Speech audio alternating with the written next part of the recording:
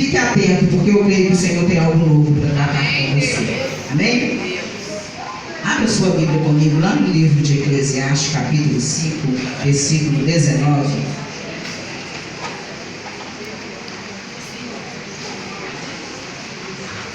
Eclesiastes, capítulo 5, versículo 19.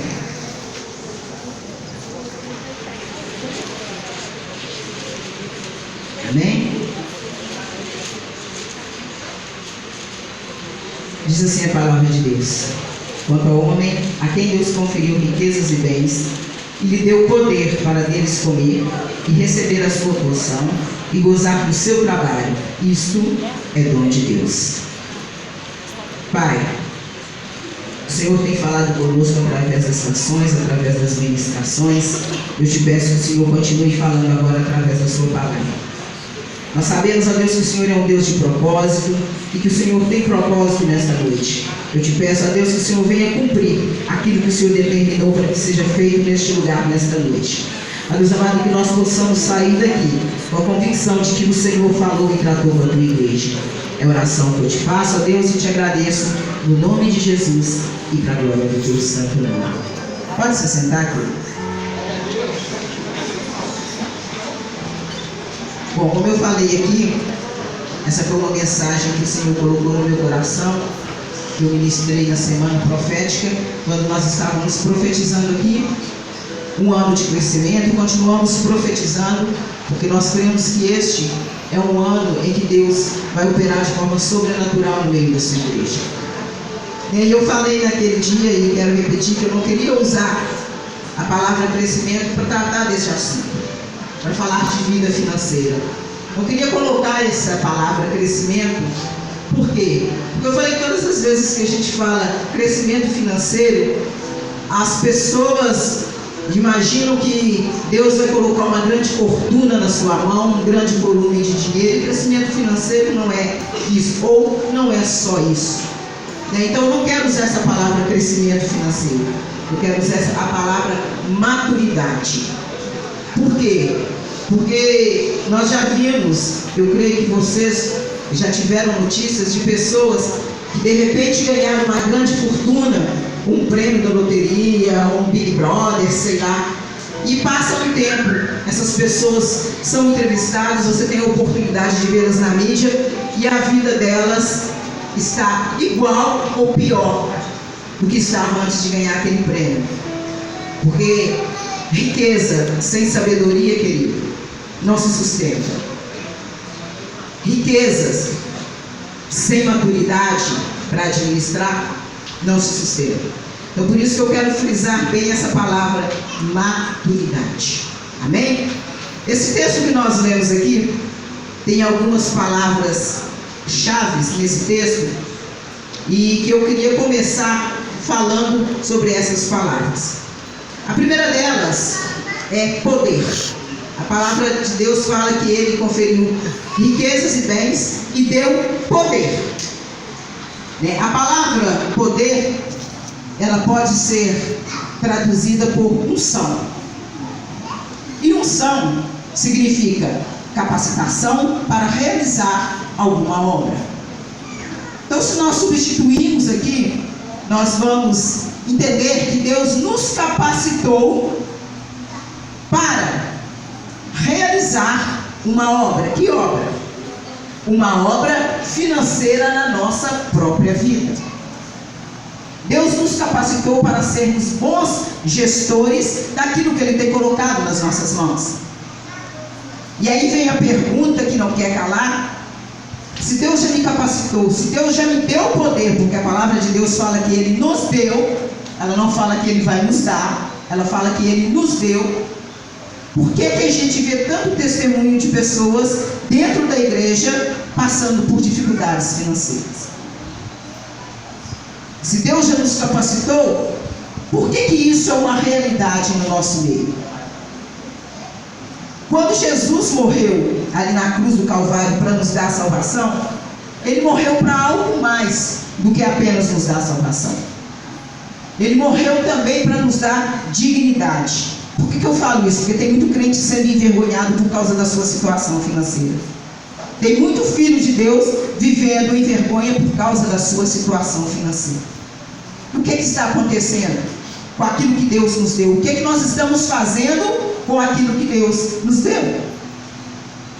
Deus nos deu poder, Deus nos capacitou. E a palavra de Deus vai falar aqui que Ele nos deu poder para deles comer e receber a sua porção e gozar do seu trabalho.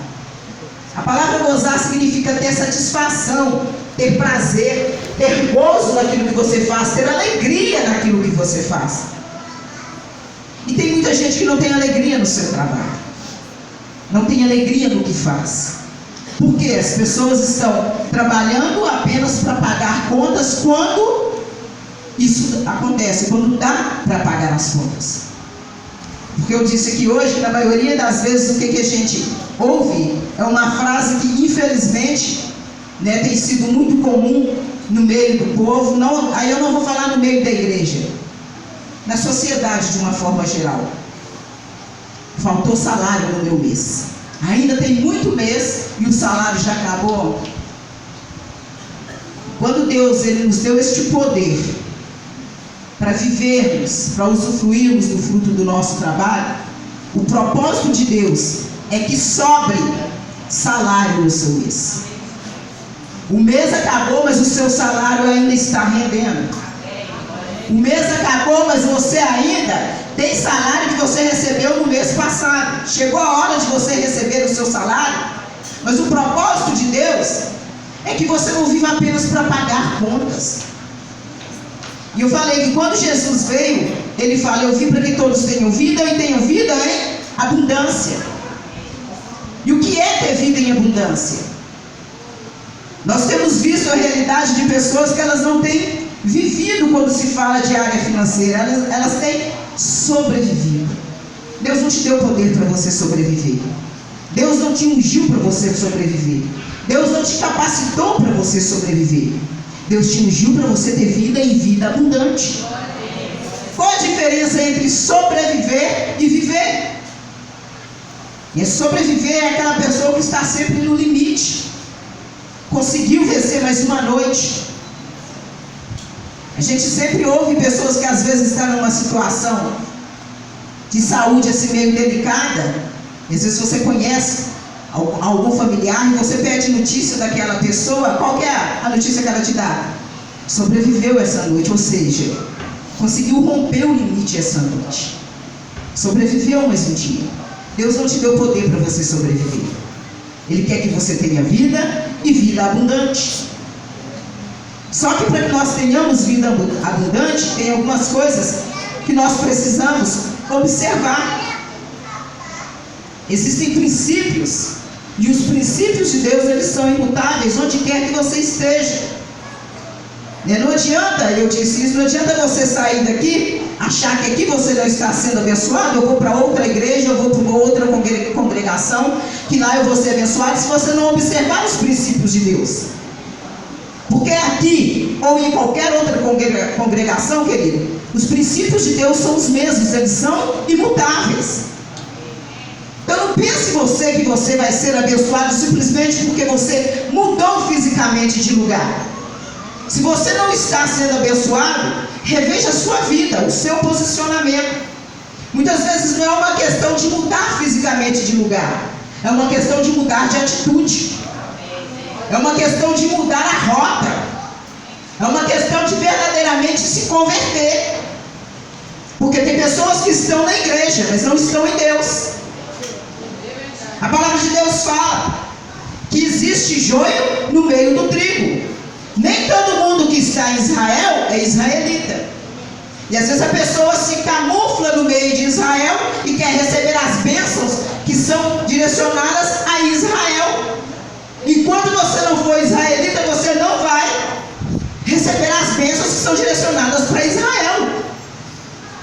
Então não adianta você achar que basta mudar de lugar fisicamente. É preciso mudar de atitude. É preciso mudar de posição. É preciso se converter. E falando em vida financeira, é preciso que a sua carteira se converta. É preciso que o seu bolso se converta. Porque tem pessoas que saem de casa e vêm para a igreja. Eu acredito que aqui não tem isso, glória a Deus, eu profetizo que aqui não tem. Mas pessoas que saem de casa, vêm para a igreja e deixam sua carteira em casa. Vai que na hora da oração eu sou tocado e sou tentado, né? A ofertar. Então, para não correr o risco de ser tentado, eu não vou nem levar. A sua carteira precisa ser convertida. Você precisa converter no seu bolso. Não tem como você ser financeiramente abençoado se você tem o dinheiro como seu dono. A palavra de Deus fala que o amor ao dinheiro é a raiz de todos os males. Meu Deus. O dinheiro, querido, ele não é mal. Não é ruim ter dinheiro. O mal é quando nós amamos o dinheiro mais do que a Deus. Amamos o dinheiro mais do que o irmão. Amamos o dinheiro mais do que a nossa família. Nós passamos a viver em função do dinheiro. Queremos que tudo saia do nosso jeito e não aceitamos abrir mão. Muitas vezes Deus vai te pedir para abrir mão de algum bem que você tem, que foi adquirido de forma indevida. Às vezes Deus vai te pedir para abrir mão de coisa que você demorou anos para construir, para provar onde está o seu coração. Porque a palavra de Deus fala: onde está o seu tesouro, ali está o seu coração. Maturidade financeira envolve tudo isso. É entender que tudo pertence a Deus e nós somos apenas mordomos ou administradores daquilo que Deus tem colocado nas nossas mãos. Eu queria deixar aqui alguns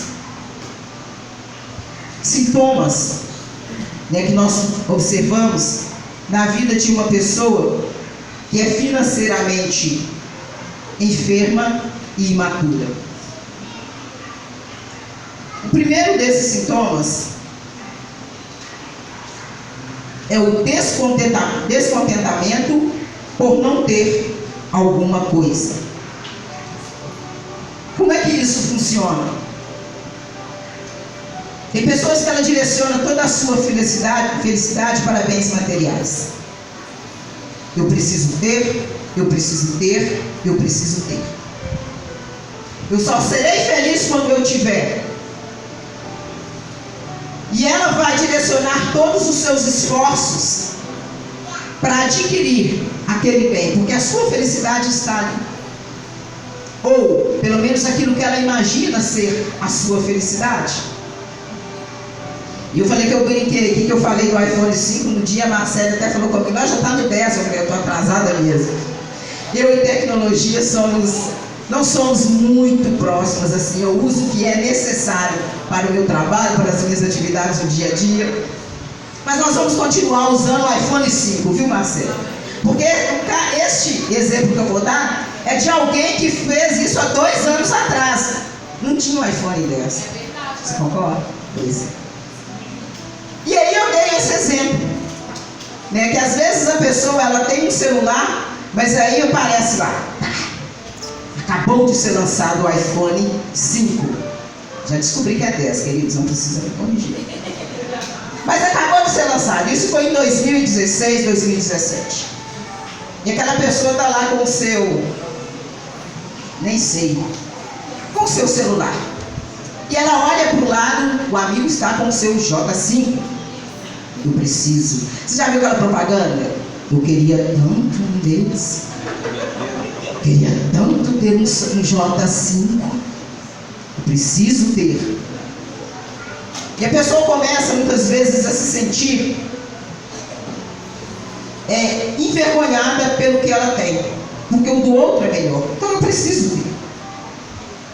A alegria dela, a felicidade dela é toda direcionada para aquele aparelho. E ela então vai se esforçar. E ela vai comprar o J5. Ela tem dinheiro para isso? Não. Ela necessita disso? Não. Mas ela tem um cartão de crédito. Então ela vai feliz. Comprou. Agora eu sou feliz. Porque agora eu tenho um objeto da minha felicidade. Isso é imaturidade financeira. Quando você percebe como que aquela pessoa comprou, dividiu em 24 meses, mas eu sou feliz. Olha o meu sorriso, eu sou feliz. Ela dividiu em 24 parcelas. Até quando vai durar essa felicidade? Até que venha o J6. Isso, vocês estão espertos, estou gostando disso. Só que o J6 não demora. Lembra que ela fez uma dívida de 24 meses? 6 meses. Foi lançado o J6. Acabou a minha felicidade. Porque o J5 já não é mais o top. O iPhone 5, né? J5 nada, até misturando aqui. O iPhone 5 já não é mais o top. Agora o iPhone 6. E agora, Senhor, eu preciso comprar o iPhone 6. Mas só que eu paguei só 6 parcelas do iPhone 5. Ainda faltam 18. Como que eu vou fazer? O crédito não comporta mais. Eu vou ter que terminar de pagar. Mais 18 meses. Aquele sofrimento com o iPhone 5. Terminei de pagar o iPhone 5. Glória a Deus, agora eu posso comprar o iPhone 6. Mas aí nós já chegamos em 2019, já estamos com o iPhone 10. E isso vai virando um círculo vicioso na vida da pessoa. Porque não tem maturidade para entender o que é desejo, o que é necessidade, o que pode esperar e o que é urgente. E nós vamos vendo as pessoas vivendo dessa forma, né? E eu falei hoje de manhã que você conversa com as pessoas na igreja, não só aqui, de forma geral. É difícil você conversar com alguém que não tem um testemunho de um fracasso financeiro para te contar. Que não tem, eu nem chamo de testemunho, é um testemunho, né? De um fracasso financeiro, de uma dívida, de uma situação em que ela se enrolou e não consegue sair. Por quê? Imaturidade. Porque Deus tem compromisso com as nossas necessidades, você concorda com isso? Deus supre as nossas necessidades. Se Deus supre as nossas necessidades, se eu acredito nisso, eu tenho que acreditar que o salário que o Senhor me permite ganhar mensalmente é o que eu preciso, é o necessário para eu viver. Se Ele supre as minhas necessidades, eu tenho que acreditar que eu consigo viver de forma abundante com aquilo que Ele tem colocado nas minhas mãos. E se isso não tem acontecido, eu preciso rever as minhas atitudes. Eu preciso rever as minhas escolhas, as minhas decisões. E aí não pense você que você vai chegar diante do Senhor, orar, pedir a Deus que Ele te entregue uma grande fortuna, porque Deus não entrega grandes coisas à mão de pessoas que estão despreparadas para administrar grandes coisas. Para que Deus te entregue algo grande, você precisa ter maturidade para administrar algo grande.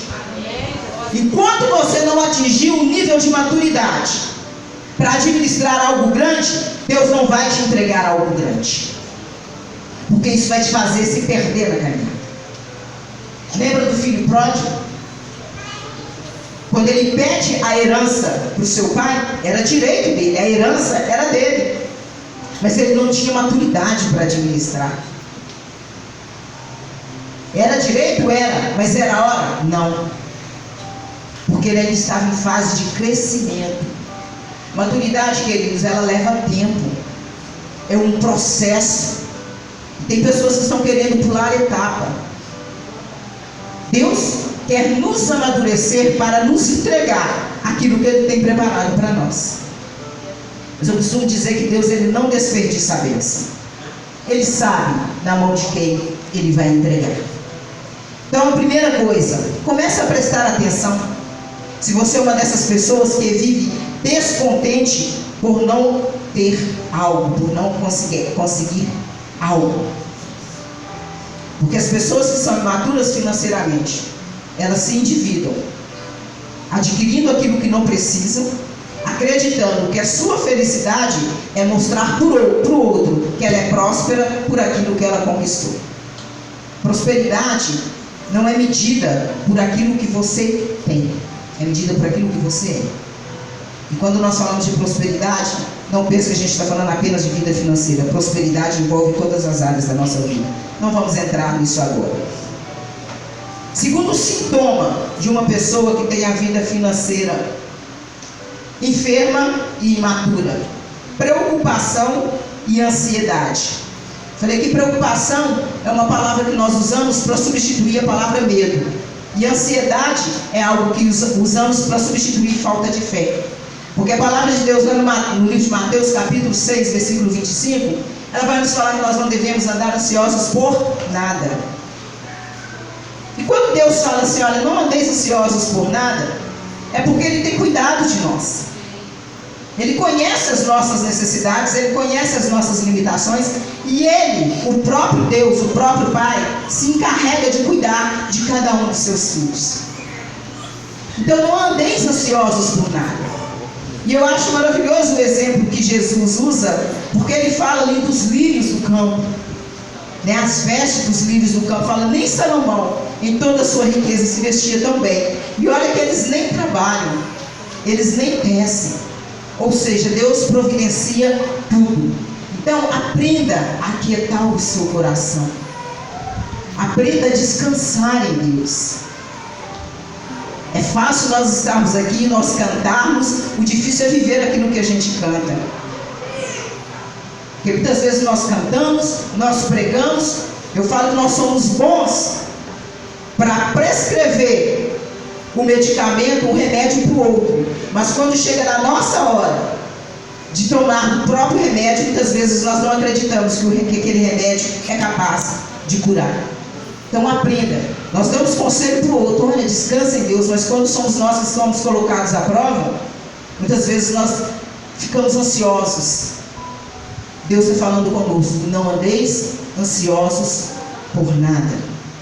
Ele, o Deus, o Pai, é que cuida de mim e de você. Tem um texto na palavra de Deus que fala assim, que se Deus não tomar conta da casa, em vão vigia o sentinela.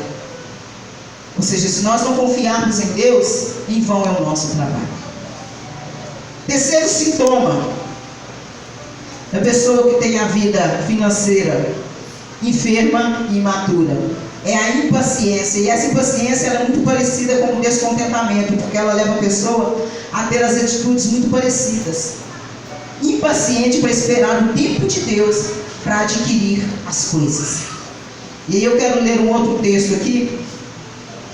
Provérbios 2,15 diz assim: os planos do diligente tendem à abundância, mas a pressa excessiva à pobreza.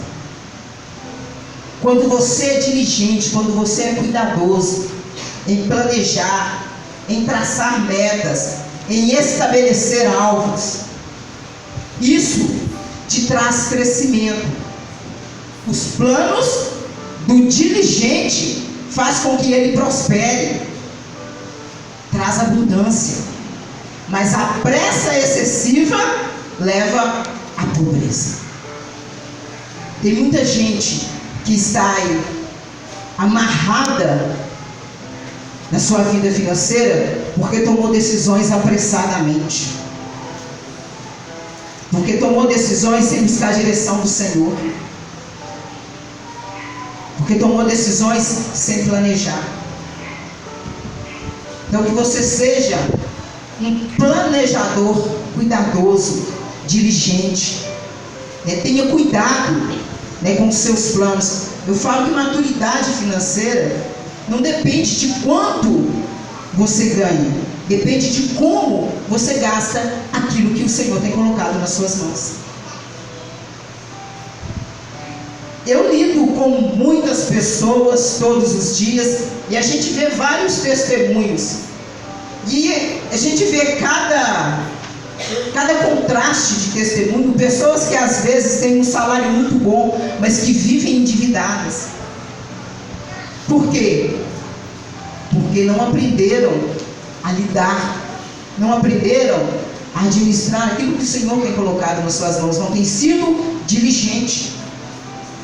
Por outro lado, eu conheço pessoas que recebem salário mínimo ou um pouco mais e que têm vivido, não tem sobrevivido, tem vivido, porque tem sabedoria, porque tomou posse dessa palavra, porque sabe que Deus já te deu o poder para que você possa viver do seu trabalho. Abrindo um parênteses aqui, eu não sei quem viu, rodou aí na internet, porque tem coisas que não tem como, né? Um ministro, não vou citar o nome aqui do nosso ministro, pedindo um aumento do salário dos ministros que seja equiparado com o salário do STF, dos juízes do STF, porque tem ministros passando necessidade. Você sabe qual é o salário de um ministro?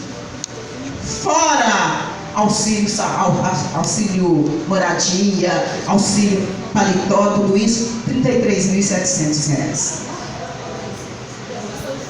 Está passando necessidade. E aí você pensa, se uma pessoa que ganha um salário de R$ 33.700 tem coragem de ir à mídia falar que tem colegas dele passando necessidade, o que sobrou para um assalariado? Com um salário de 900 e poucos reais, acho que o salário mínimo é em torno de 980 a 990.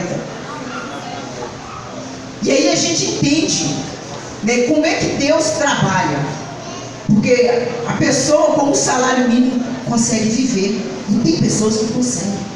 E aí você fala, realmente é Deus na vida dessa pessoa. E por outro lado, outro que ganha 33.700, você fala, é falta de Deus na vida dessa pessoa, falar que está passando necessidade, está precisando de Deus. Então a gente entende, querido, que maturidade financeira não depende de quanto você ganha, mas de como você gasta, como você administra aquilo que Deus tem colocado nas suas mãos.